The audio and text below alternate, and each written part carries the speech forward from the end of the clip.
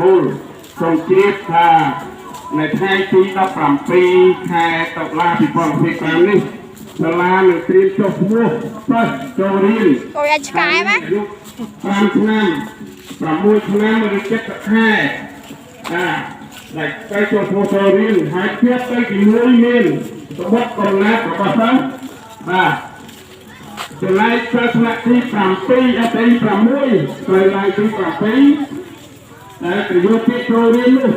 ជួបទៅជាមួយសម្បត្តិកំណត់ចំនួន2ច្បាប់និងរូបថត4គុណ6ចំនួន2សម្រាប់ដើម្បីជួបទៀតយកទៅអនុញ្ញាតឲ្យធ្វើយ៉ាងនេះបាទជាសូមបញ្ជាក់ថាសម្រាប់ចូលធ្វើចូលរៀននេះគឺមានបទប្រាក់ទីហៅខលរដូវមែនមក7ạដើមទូឲ្យផ្លែផ្លែផ្ទះហ្នឹងដូចបាត់ដើមខ្មៅ